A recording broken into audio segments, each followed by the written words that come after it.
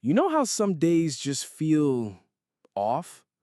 Like the universe is setting you up for something, but you can't quite put your finger on what? That's exactly how Tuesday started for me. I was sitting in my cramped apartment, eating cereal for dinner because I'd blown my grocery budget on coffee again, when my phone rang. Unknown number. Normally, I'd let it go to voicemail, but something made me answer. Is this Marcus Chen? The voice was formal, crisp, professional in that way that immediately makes you think you're in trouble. Yeah, that's me. Who's asking? My name is Eleanor Blackwood. I'm a probate attorney here in San Francisco. I need to speak with you about your great-aunt Margaret Chen. I nearly choked on my Lucky Charms. My what now? Your great-aunt Margaret Chen. She passed away last week and you're mentioned in her will. Here's the thing. I'd never heard of a Margaret Chen in my family. My dad's side was pretty small, and my mom's family, well, let's just say we don't exactly have family reunions. But this lady seemed convinced I was related to someone I'd never met. I think you might have the wrong person, I said, standing up and pacing around my studio apartment. I don't have a great Aunt Margaret. Marcus Chen, born March 15th, 1994, parents David Chen and Sarah Williams. That stopped me cold. How do you know that? Because Margaret Chen was very thorough in her research. She spent considerable time and money tracking down family members before she passed. You were the only one she found. I sat back down hard. Look, lady, I think there's been some mistake.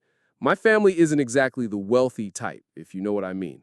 We're more ramen noodles and hand-me-downs than wills and inheritance lawyers. There was a pause. Mr. Chen, I understand this is unexpected, but I need you to come to my office tomorrow at 2 p.m. We have quite a bit to discuss. What kind of quite a bit? The kind that's better discussed in person. My office is at 450 Montgomery, Suite 2100. Don't be late. She hung up before I could ask any more questions. I spent the rest of the night Googling Margaret Chen San Francisco and came up empty. No obituaries, no social media, nothing. It was like this woman had existed in some parallel universe that only probate lawyers knew about. But here's what really got me. I couldn't shake the feeling that my life was about to change completely. And honestly, after 3 years of barely making ends meet as a freelance graphic designer, I was ready for any kind of change.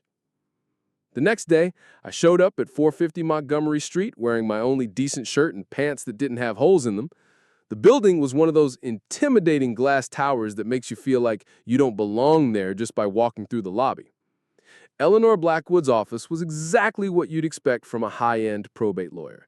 Dark wood, leather chairs, and law books that probably cost more than my monthly rent.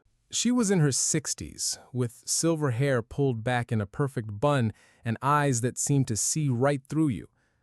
"Mr. Chen," she said, gesturing to a chair across from her massive desk. "Thank you for coming. To be honest, I'm still not sure why I'm here." She opened a thick file folder. "Your great-aunt Margaret was a remarkable woman.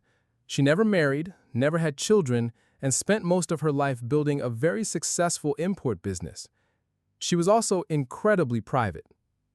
If she was so private, how does she find me? She hired a genealogist about 2 years ago. Apparently, she wanted to make sure her assets went to family, not the state." Eleanor pulled out a document. "Margaret Chen was your grandfather's sister. Your grandfather, Robert Chen, immigrated to the United States in 1952 and lost touch with his family back in China. Margaret came over in 1960 and spent decades trying to reconnect with her brother." I felt like I was in some kind of alternate reality.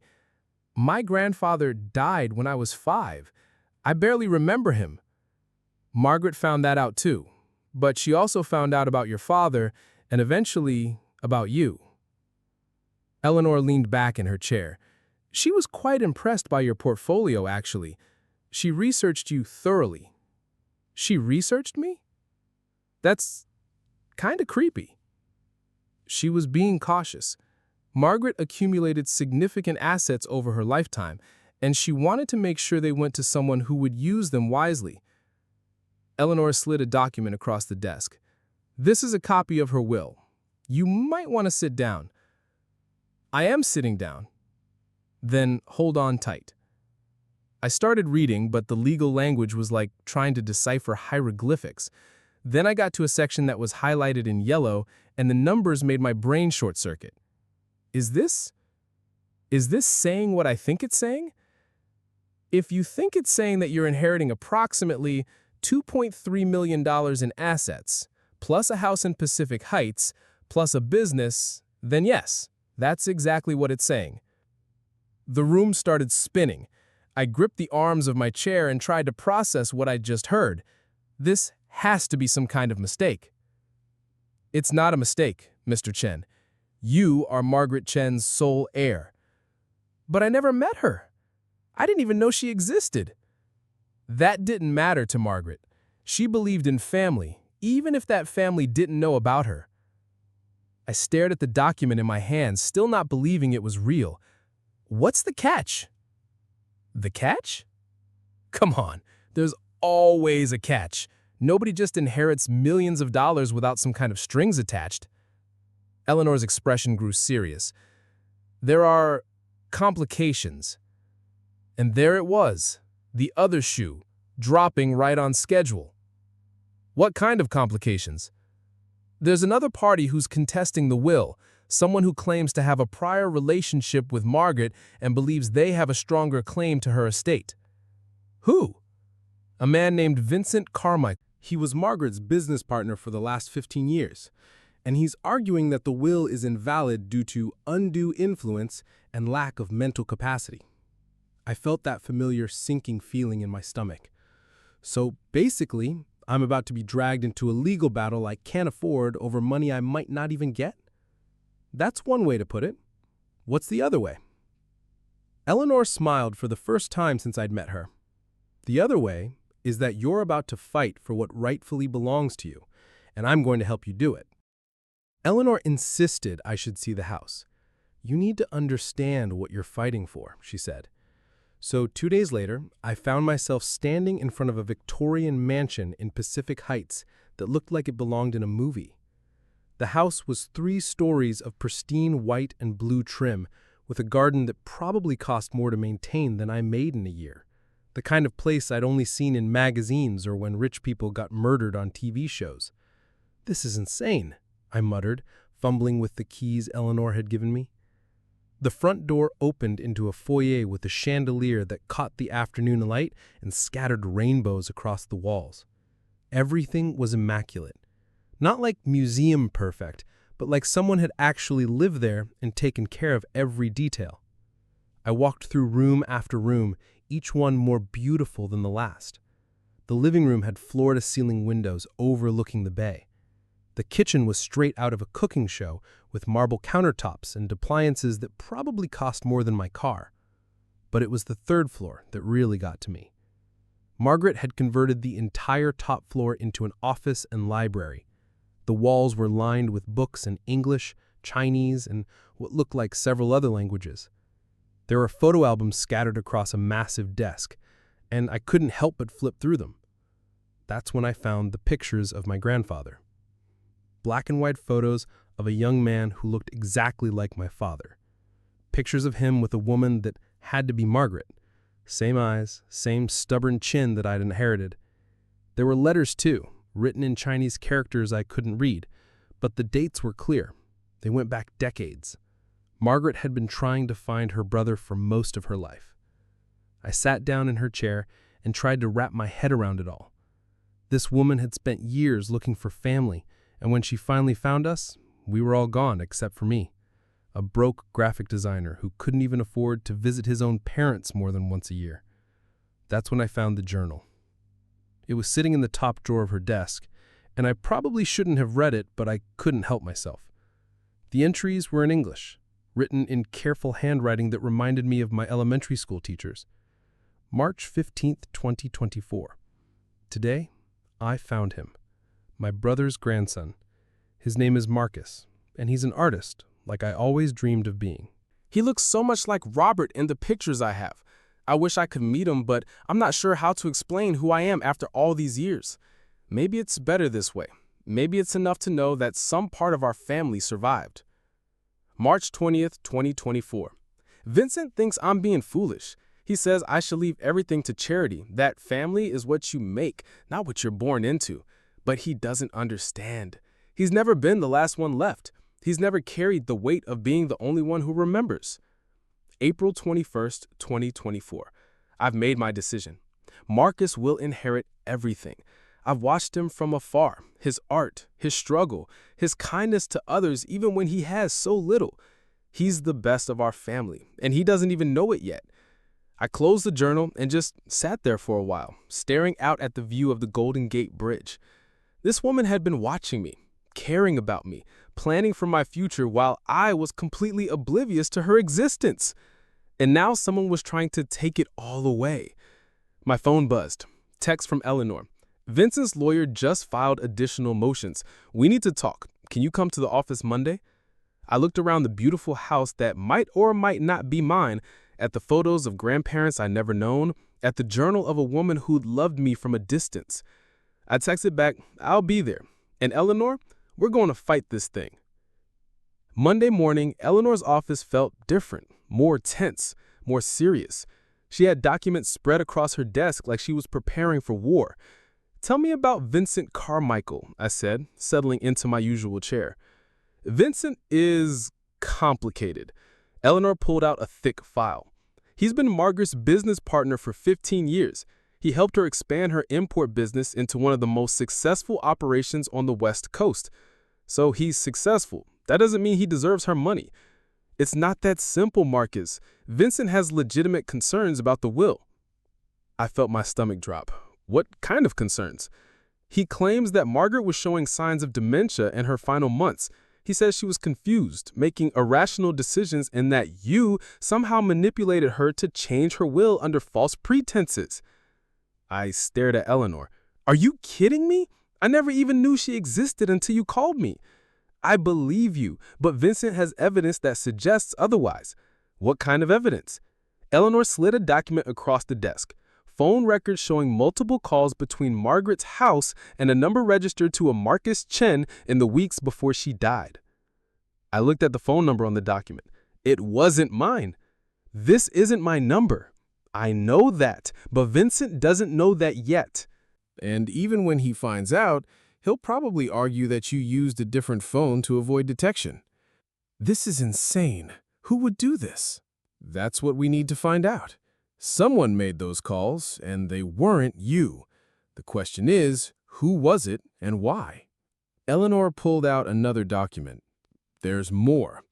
Vincent claims that Margaret was planning to leave the business to him and her personal assets to charity. He has documents that suggest they were in the process of setting up a foundation. What kind of documents? Preliminary paperwork, email exchanges, meeting notes. Nothing official, but enough to raise questions about Margaret's true intentions. I felt like I was being buried under an avalanche of legal paperwork. So basically, this guy is saying that Margaret was crazy, I'm a scammer, and he's the real victim here. That's about the size of it. What do you think? Eleanor leaned back in her chair. I think Vincent Carmichael is hiding something. I've been practicing probate law for 30 years, and I've never seen someone fight this hard for an inheritance unless they have something to lose. What could he be hiding? That's what we need to find out. I've hired a private investigator to look into Vincent's background and his relationship with Margaret. If there's something there, we'll find it. How long is this going to take? Could be months, maybe longer. Vincent's lawyers are good, and they're not going to make this easy. I thought about the house in Pacific Heights, about Margaret's journal, about the life I could have versus the life I was actually living. I can't afford months of legal battles. You don't have to. I'm working on contingency. If we win, I get paid. If we lose, you don't owe me anything. Why would you do that? Because I read Margaret's journal too. She left it to you for a reason, and I think that reason is worth fighting for. Eleanor stood up and walked to the window. There's something else you should know. Vincent has requested a meeting. With me? With both of us. He wants to discuss a settlement. What kind of settlement? The kind where you walk away with something and he gets the rest. I thought about it for about 2 seconds. Set up the meeting. Marcus, you don't have to... No, I want to meet this guy. I want to look him in the eye and see what kind of person tries to steal from a dead woman. Eleanor smiled. All right then, but let me do the talking. We'll see about that. The meeting was set for Thursday at 2 p.m. in a conference room at Vincent's lawyer's office. Eleanor warned me to keep my mouth shut and let her handle everything, but I had a feeling that wasn't going to happen. Vincent's lawyer's office was even more intimidating than Eleanor's, all black marble and steel, the kind of place where they probably charge you $50 just to use the bathroom. We were led into a conference room with a table that could seat 20 people and windows that looked out over the entire city. Vincent Carmichael was not what I expected. I'd pictured some slick business type in an expensive suit, maybe a little older, definitely arrogant. Instead, Vincent looked like someone's uncle, maybe early 60s, gray hair, kind eyes behind wire-rimmed glasses. He was wearing a simple blue shirt and khakis, and when he stood up to shake my hand, his grip was firm but not aggressive. "Marcus," he said, and his voice was warm, genuine. "I'm sorry we're meeting under these circumstances." That threw me off. I'd come ready for a fight, and instead I was getting sympathy. "Vincent," I said, not sure what else to say. His lawyer, on the other hand, was exactly what I had expected. Sharp suit, sharper smile, and the kind of handshake that lets you know he's trying to crush your fingers. "James Morrison," he said. "I represent Mr. Carmichael." We all sat down around the massive table, and for a moment, nobody said anything.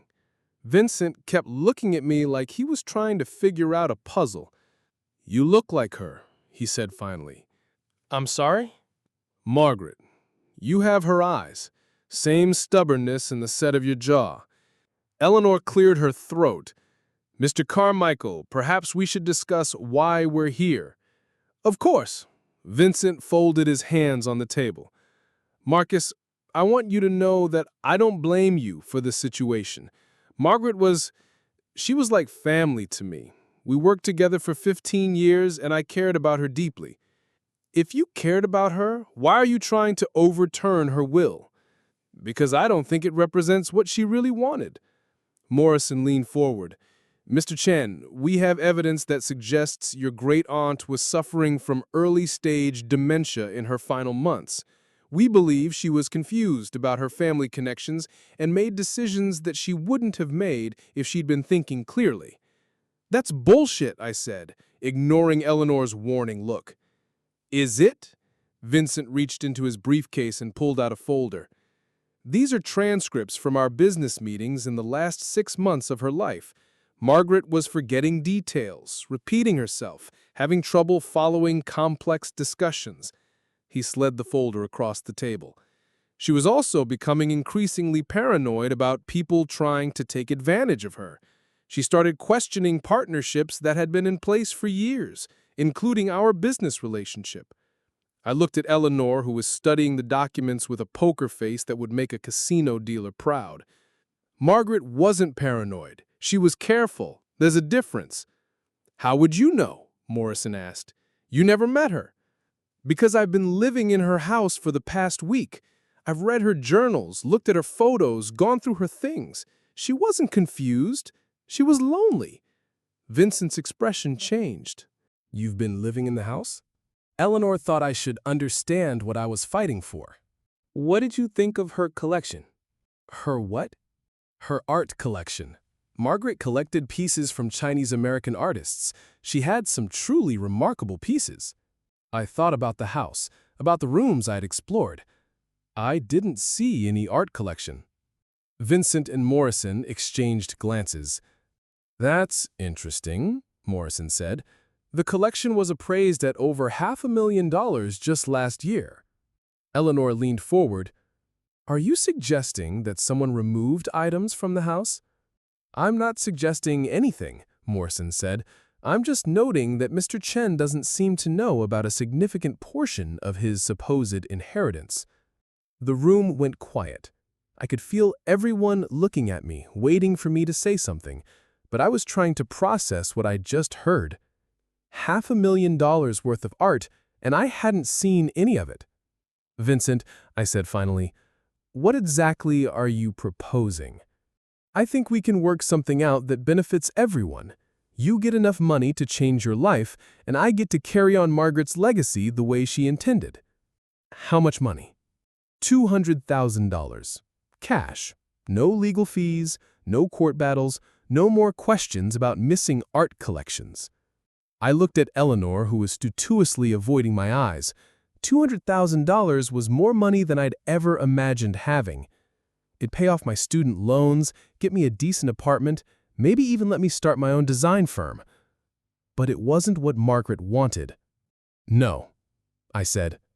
"Marcus," Vincent said gently, "be reasonable. You could be tied up in court for years.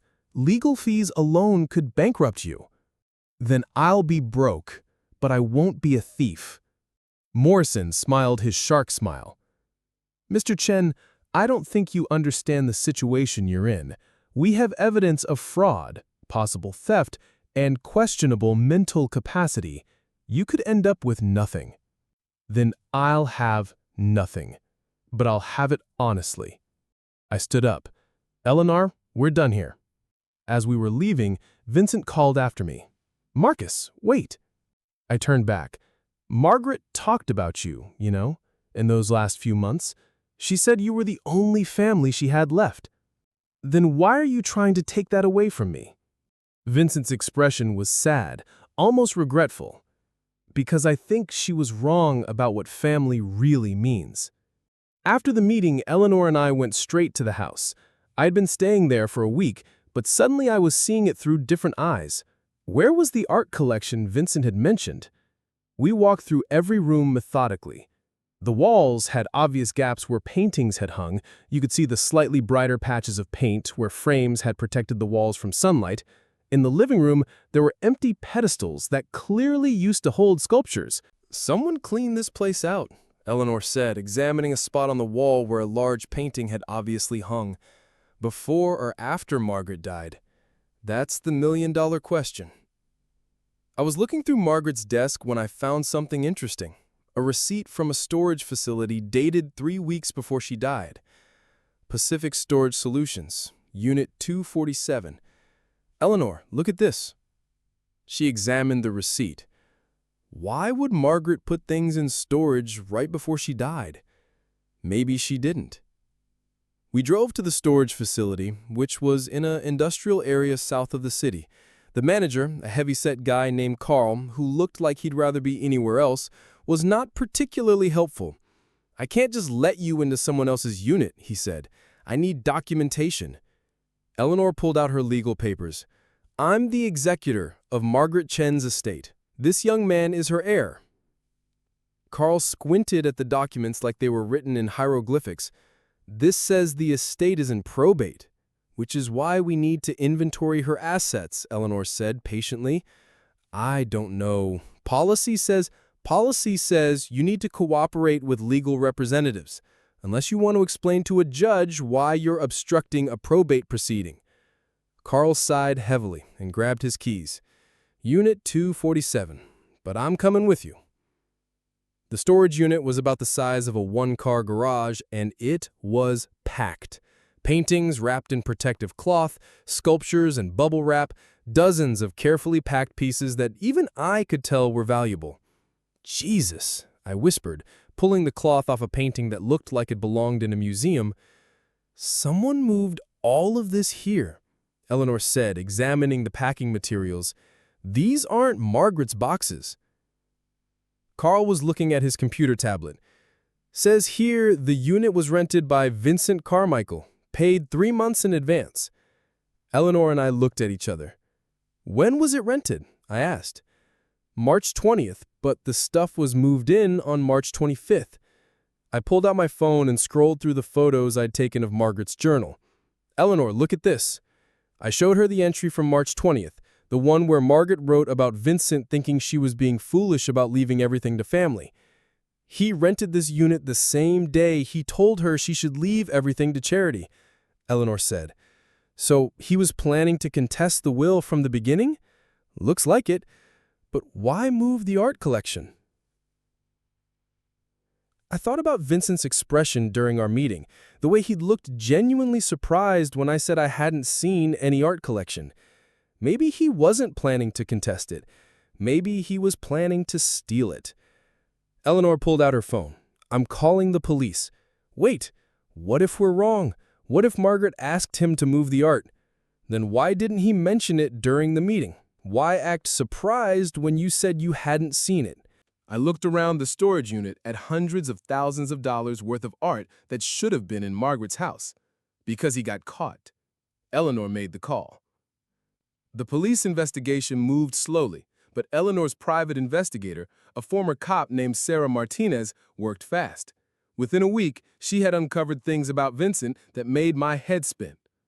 Vincent Carmichael has been in financial trouble for the past 2 years, Sarah said, spreading documents across Eleanor's conference table. His import business has been losing money, and he's been borrowing against his assets to keep it afloat. How much trouble? Eleanor asked. About $3 million worth of trouble. I nearly fell out of my chair. $3 million? He's been using Margaret's business as collateral for loans. If Margaret's estate goes to probate for too long, or if it gets tied up in legal challenges, Vincent has time to liquidate assets and cover his debts. Eleanor was studying the financial documents. So he needs the business to stay operational, but he also needs access to Margaret's personal assets. Which explains why he moved the art collection, I said. He was planning to sell it piece by piece. But something went wrong, Sarah continued. Margaret changed her will faster than he expected. He thought he had more time. What about the phone calls? Eleanor asked. The ones from the fake Margaret Chen. Sarah smiled. Vincent hired a telemarketing company to make those calls. He told them he was trying to reconnect with a family member and needed them to pretend to be her nephew. Are you kidding me? I have the contract. Vincent paid them $5,000 to make those calls over a 3-week period. I felt sick. So he was setting me up from the beginning? It gets worse, Sarah said. The telemarketing company recorded some of the calls. Margaret figured out pretty quickly that something was wrong. She pulled out a flash drive. Margaret's responses to the fake Marcus are interesting. Eleanor plugged the drive into her computer, and we listened to a recording of Margaret's voice, shaky but determined. I don't know who you are, but you're not my nephew. My nephew is a good person who would never ask me for money. If you call again, I'm going to the police. There was a pause. Then Margaret's voice again talking to someone else in the room. Vincent, I know you're behind this. I'm not as foolish as you think I am. The recording ended. She knew, I said. She knew Vincent was trying to scam her. And she changed her will anyway, Eleanor said. She protected you from something you didn't even know was happening. Sarah had more. Vincent's been lying about Margaret's mental state too. I talked to her doctor, her accountant, her housekeeper. Everyone says she was sharp as a tack right up until the end. So what do we do now? I asked. Now we go to court, and we make Vincent Carmichael explain himself. The probate hearing was held on a rainy Tuesday morning in a courtroom that looked like it had been decorated in the 1970s and never updated. Judge Patricia Hawkins was a no-nonsense woman in her 50s who clearly had no patience for legal games. Vincent sat at the plaintiff's table with Morrison and another lawyer I didn't recognize. He looked older than he had during our meeting, more tired, like he hadn't been sleeping well. Eleanor and I sat at the respondent's table with boxes of evidence and a confidence that I didn't entirely feel. Court cases, I'd learned, were never guaranteed. Mr. Morrison, Judge Hawkins said, you may present your case. Morrison stood up and launched into his argument. Vincent had been Margaret's trusted business partner. She had been showing signs of dementia. The will was suspicious because it left everything to a stranger instead of to charity, as Margaret had previously indicated. It was all very smooth and professional, and if I hadn't known better, I might have believed it. Then Eleanor got her turn. Your Honor, the evidence shows that Mr. Carmichael was not Margaret Chen's trusted partner, but rather someone who was systematically defrauding her. Eleanor pulled out the financial documents. Mr. Carmichael has been using Miss Chen's business as collateral for personal loans without her knowledge. Morrison objected. Your Honor, Mr. Carmichael's personal finances are not relevant to this proceeding. They're relevant when they show motive. Mr. Carmichael needed access to Miss Chen's assets to cover his debts. Judge Hawkins looked interested. Continue, Ms. Blackwood. Eleanor presented the evidence methodically. The storage unit, the fake phone calls, the recorded conversations, Vincent's financial problems, and Margaret's journal entries showing she knew something was wrong. With each piece of evidence, I watched Vincent's face grow paler. Your Honor, Eleanor said finally, Margaret Chen was not a confused old woman. She was a sharp businesswoman who realized her partner was trying to defraud her, and she took steps to protect her assets. Mr. Morrison, Judge Hawkins said, do you have a response to these allegations? Morrison whispered furiously with Vincent for a moment, then stood up. Your Honor, we request a recess to review this new evidence. Denied. You've had weeks to prepare your case. Either respond to the evidence or concede the point. Morrison looked like he wanted to crawl under the table. Your Honor, some of this evidence may have been obtained improperly. Which evidence specifically? The storage unit search, which was conducted with proper legal authority and police oversight. Next. Morrison sat down heavily. No further response, Your Honor. Judge Hawkins turned to Vincent. Mr. Carmichael, do you have anything to say? Vincent stood up slowly. Morrison tried to pull him back down, but Vincent shook him off. Your Honor, I made mistakes. Margaret was like family to me, and when she started talking about leaving everything to someone she'd never met, I panicked. So you admit to moving her art collection without permission. I was trying to protect it.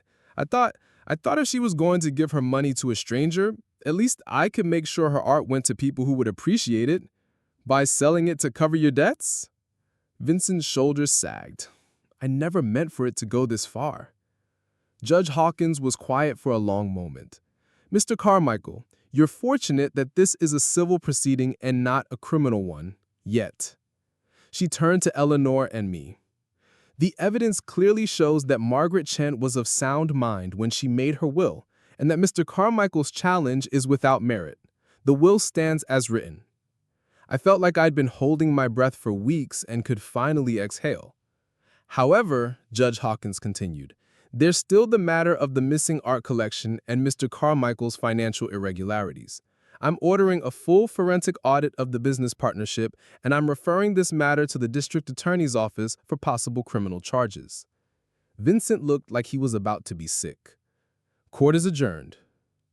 After the hearing, Eleanor and I went back to the house, my house now, officially. The art collection had been returned from storage, and I was trying to figure out where everything belonged. Margaret had labeled the backs of the paintings with notes about why she'd bought each piece. That's when I found the letter. It was taped to the back of a painting of the Golden Gate Bridge, painted by a Chinese-American artist named David Liu. The letter was addressed to me. Dear Marcus, if you're reading this, then Vincent probably tried to contest my will, and you probably think I'm a crazy old woman who left her money to a stranger. I'm not crazy, and you're not a stranger. You're family.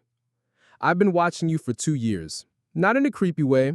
I hired a private investigator to find you, and then I kept tabs on your life through your art, your social media, your work. I know you probably think that's weird, but I needed to be sure. You see, I spent most of my life alone. I came to America with nothing, built a business from scratch, and told myself that independence was more important than family. But when you get to be my age, you realize that's not true. Nothing is more important than family. I found you at the perfect time. You were struggling, working hard, being kind to people even when you didn't have much yourself. I saw you helping your elderly neighbor carry groceries. I saw you doing free design work for that nonprofit.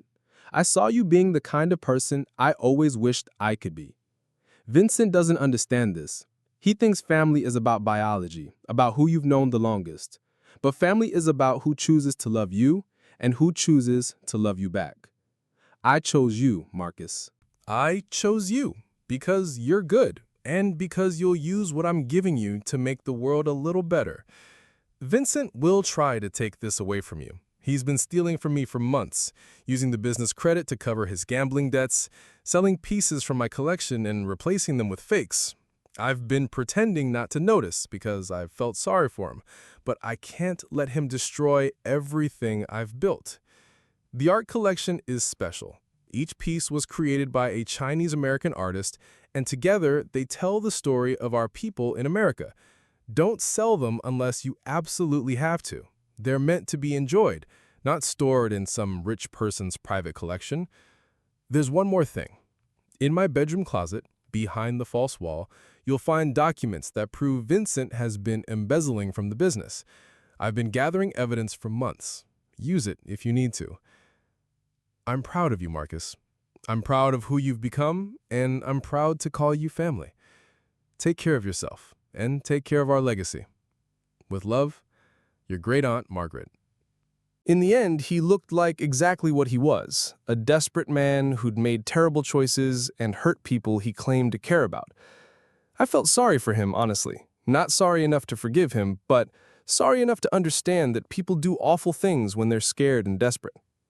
The Margaret Chen Gallery opened on a Saturday in October, exactly 6 months after that first phone call from Eleanor. The main floor of the house was now a beautiful exhibition space showcasing Chinese-American artists, just like Margaret had planned. The upstairs was still my home, and the third floor was my office where I ran my design business, which was doing pretty well thanks to the connections I'd made in the art world. Eleanor came to the opening, along with about 50 other people who'd heard about the gallery through word of mouth. Sarah Martinez was there too, along with several of the artists whose work was being featured. But the person who surprised me the most was David Liu, the artist who'd painted the Golden Gate Bridge piece where I'd found Margaret's letter. He was in his 70s, with kind eyes and calloused hands from decades of painting. "Margaret bought my first painting," he told me, standing in front of his piece, "back in 1985 when no one was buying Chinese-American art. She said she believed in telling our stories. She had good taste. She had good instincts about people. She used to come to all my shows, always bought something, always brought friends. She launched a lot of careers just by believing in people." I looked around the gallery at the people admiring the art, at the new artists who were seeing their work displayed professionally for the first time, at the older artists who were finally getting the recognition they deserved. "She's still launching careers," I said. David smiled. "She'd be proud of you." "I hope so." As the evening wound down and people started to leave, I found myself alone in the gallery with Eleanor. We stood in front of Margaret's favorite piece, a painting of a family dinner by an artist named Linda Wong. "Any regrets?" Eleanor asked. I thought about my old life, the cramped apartment, the constant worry about money, the feeling that I was never quite good enough or successful enough. Then I thought about Margaret, about the family I'd never known I had, about the responsibility I inherited along with the money. "No regrets," I said. "But I understand now why that lawyer whispered, 'This isn't over,' that day in court." "What do you mean?" "I mean, this isn't about money or houses or even art collections. This is about legacy. Margaret spent her whole life building something meaningful, and now it's my job to keep building it." Eleanor smiled. "She chose well. We'll see. Ask me again in 10 years. I will." As I locked up the gallery that night, I thought about how much had changed since that first phone call. I'd gone from being a broke graphic designer to being the heir to a fortune. From having no family to discovering I'd been loved by someone I'd never met. From struggling to survive to having the resources to help other people thrive. But the biggest change wasn't in what I had, it was in who I'd become. Margaret had seen something in me that I hadn't seen in myself, and now I was finally starting to understand what it was. I was someone who could be trusted with a legacy. The lawyer had whispered, "This isn't over," because he thought he was threatening me. But he was wrong. It wasn't over because Margaret's work wasn't finished. It wasn't over because there were still stories to tell, still artists to support, still family connections to be made. It wasn't over because the best inheritance isn't money or property. It's the chance to become the person you're meant to be, and I was just getting started. This story explores themes of family, legacy, and the unexpected ways that love can reach across time and distance. Margaret Chen's choice to leave her inheritance to a great-nephew she'd never met reflects the idea that family is defined not just by blood, but by the values we share and the love we choose to give. The legal battle with Vincent Carmichael serves as both conflict and catalyst, forcing Marcus to fight for something he never knew he wanted, and in the process, discover who he really is. Vincent's betrayal of Margaret's trust highlights how desperation can corrupt even long-standing relationships, while Margaret's careful planning and documentation show how wisdom and foresight can protect the people we care about, even after we're gone. The transformation of Margaret's house into a gallery represents the continuation of her legacy in a way that honors both her memory and her values. It's a reminder that the most meaningful inheritances are not just material wealth, but the opportunity to make a positive impact on the world. Marcus's journey from struggling artist to gallery owner and advocate for Chinese-American artists mirrors the immigrant experience of building something lasting from nothing, while also acknowledging the privilege and responsibility that comes with inherited wealth. The story suggests that sometimes the most important family members are the ones we never meet, and that love can transcend time, distance, and even death when it's expressed through thoughtful action and generous spirit.